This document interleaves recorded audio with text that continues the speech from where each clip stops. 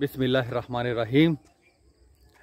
दोस्तों, बरसात का मौसम चल रहा है, बरका रुत है और इसी मुनासबत से हम बरसात की कुछ बातें करते हैं और बरसात के हवाले से कुछ साइंस आसान फहम लफ्ज़ों में समझने की कोशिश करते हैं।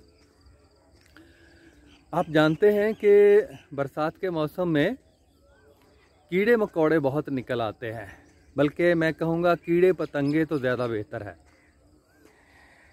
ग्रोह दर ग्रोह निकलते हैं और आनन फानन पतंगे परवाने जिसे कहते हैं वो भी बड़ी तादाद में नमूदार होते हैं और ख़ास तौर पर बरसात के मौसम में तंग करते हैं, खाना खाना दूभर कर देते हैं। खदशा होता है कि खाने में, रोटी के ऊपर, सालन में, चाय में कोई पतंगा ना गिरे। आग में जलते हैं और पीछे नहीं हटते, जल कर मर जाते हैं। रोशनी के दीवाने हैं, इर्द गिर्द जमा रहते हैं जब तक रोशनी होती है और सुबह उठ के देखते हैं तो बहुत सारे मरे हुए भी मिलते हैं। तो बहरहाल इन्हीं के हवाले से हम बात करते हैं, ज़रा शायराना अंदाज में करते हैं। यूं ही मौसम आया है बरसात का, हुआ चारसू राज हशरात का। हम देखते हैं यूं ही मौसम आता है बरसात का तो चारों तरफ हशरात का, कीड़े पतंगों का दौर दौरा होता है। तो यूं ही मौसम आया है बरसात का, हुआ चारसू राज हशरात का। ये नन्हा सा कीड़ा ज़रा देखिए, ये गौर करें तो ये नन्हा सा कीड़ा होता है। ये नन्हा सा कीड़ा ज़रा देखिए, हयाते किरम को ज़रा समझिए। किरम कीड़े को भी कहते हैं, मुहावरतन भी इस्तेमाल करते हैं हम, कि जो ज़्यादा शरारतें करता हो हम कहते हैं कि क्या कि कीड़ा कोई किरम सट मारता किरमा। तो ये नन्हा सा कीड़ा ज़रा देखिए, हयाते किरम को ज़रा समझिए। देखते हैं इस कीड़े को समझने की कोशिश करते हैं।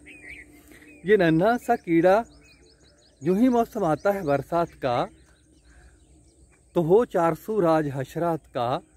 ये नन्हा सा कीड़ा ज़रा देखिए, हयाते किरम को ज़रा समझिए।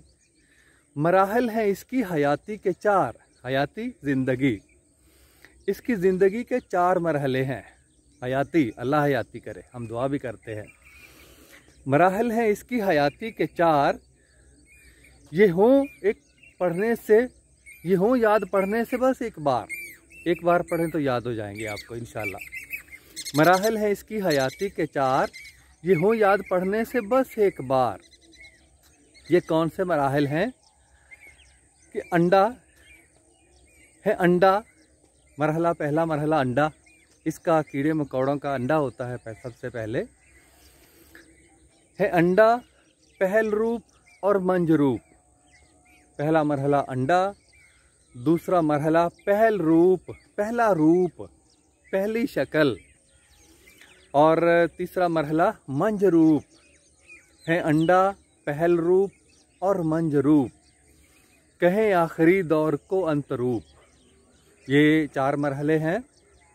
पहला मरहला अंडा, दूसरा मरहला पहल रूप, पहला रूप, और तीसरा मरहला मंझ रूप है। अंडा, पहल रूप और मंझ रूप। मंझला बेटा, दरमियाना बेटा। एक बेटा बड़ा हो, एक बेटा छोटा, 3 बेटे हैं अगर किसी के, तो जो एक बड़ा बेटा है, एक छोटा है और एक मंझला है, दरमियाना।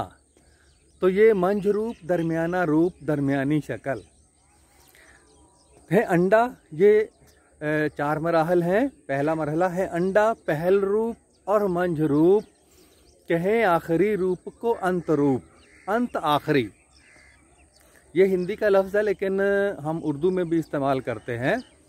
कर भला, हो भला, अंत भले का भला, कि भला करो तो तुम्हारा भी भला होगा, आखिर भलाई का अंजाम भला ही होता है। कर भला, हो भला, अंत भले का भला। तो ये है कि है अंडा, ये 4 जो मराहल हैं जो ही मौसम मैं शुरू से पढ़ता हूँ ताकि याद भी हो जाए आपको। जो ही मौसम आया है बरसात का, हुआ चारसू राज हशरात का। ये नन्हा सा कीड़ा ज़रा देखिए, हयाते किरम को ज़रा समझिए, हयाते किरम को ज़रा समझिए। मराहल हैं इसकी हयाती के चार, ये हों याद करने से बस एक बार, ये हों याद पढ़ने से बस एक बार पढ़ेंगे तो याद हो जाएंगे। ये कौन कौन से मराहल हैं? हाँ, अंडा, पहल रूप और मंझ रूप। पहला रूप है अंडा, दूसरा रूप है पहल रूप और तीसरा रूप है मंझ रूप। इसको अंग्रेज़ी में कहते हैं, अंडे को पता है आपको, एग। और ये पहल रूप लार्वा और मंझ रूप प्यूपा, और आखिरी रूप को जो है वो बालग हशरा भी हम कह सकते हैं, कीड़ा भी कह सकते हैं, अंग्रेज़ी में इंसेक्ट कहते हैं। तो मराहल हैं इसकी हयाती के चार, है अंडा, पहल रूप और मंझ रूप, कहें आखिरी रूप को अंत रूप।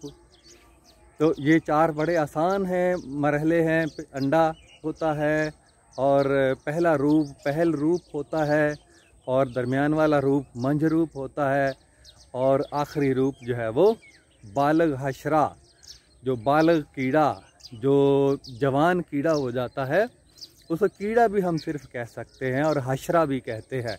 हशरा, हशरात उसकी जमा है। तो मराहल है इसकी हयाती के चार हैं, अंडा, पहल रूप और मंझ रूप, कहें आखिरी रूप को अंत रूप। तो पढ़ें साइंस, आखिरी के पढ़ें साइंस अपनी ज़बान में जो हम, तो होगा भला क्यों ना बेहतर फहम। तो ये छोटी सी नज़म थी आज की।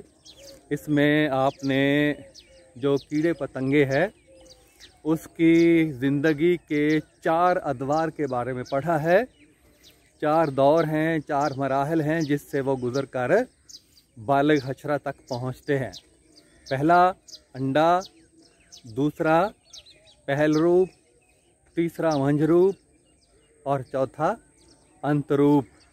तो आखिर में भी एक पैगाम भी दिया है कि जो अपनी ज़बान में पढ़ते हैं, पढ़ें साइंस अपनी ज़बान में जो हम। मैं एक दफ़ा नज़म सारी दोहरा देता हूँ। तो जो ही मौसम आया है बरसात का, तो हुआ चारसू राज हशरात का। ये नन्हा सा कीड़ा ज़रा देखिए, हयाते किरम को ज़रा समझिए। मराहल हैं इसकी हयाती के चार, ये हों याद करने से, ये हों याद पढ़ने से बस एक बार।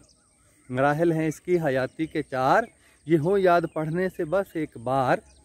है अंडा, अब नाम ले रहे हैं, है अंडा, पहल रूप और मंझ रूप, कहें आखिरी दौर को अंत रूप। तो पढ़ें साइंस अपनी ज़बान में जो हम, तो होगा भला क्यों ना बेहतर फहम। ये एक बैनुल अक़वामी, ये एक फितरी हकीकत है कि जिसने भी मुंह मोड़ा है उस कौम ने कभी तरक्की नहीं की। कि जो अपनी ज़बान में कौम पढ़ती नहीं है उसे साइंस का, उसे जदीद उलूम व फ़नून का कभी फ़हम हासिल नहीं होता। और मैं बार बार बता चुका हूँ कि जो तहकीक की है, तख्लीक की है, ईजादात की इमारत फ़हम के ऊपर खड़ी होती है। जो बुनियादी फ़हम बेहतर होता है तो उससे अगला फ़हम के लिए वो सीढ़ी बनता है, और उसके बाद फिर अगले मराहल का फ़हम के लिए पिछले मराहल सीढ़ी बनते हैं। तो इसी तरह सिलसिला चलता जाता है। तो कौम में से ईजादात के दरवाज़े खुलते हैं, तहकीक के दरवाज़े खुलते हैं, तख्लीक के दरवाज़े खुलते हैं, और वो कौम कभी गुर्बत से हमकिनार नहीं रह सकती जो कौम अपनी ज़बान में पढ़ती है।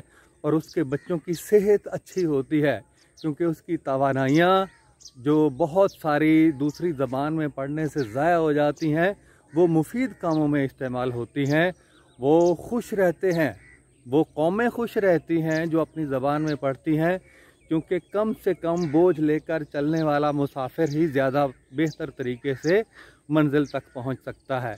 तो हमारी नस्ल जब कम बोझ के साथ चलेगी तो अच्छे तरीके से उसको उठाएगी, अच्छे तरीके से उस दिमागी बोझ को आसानी से उसको समझेगी, और अपने मकसद तक वो आसानी से पहुंच पाएगी।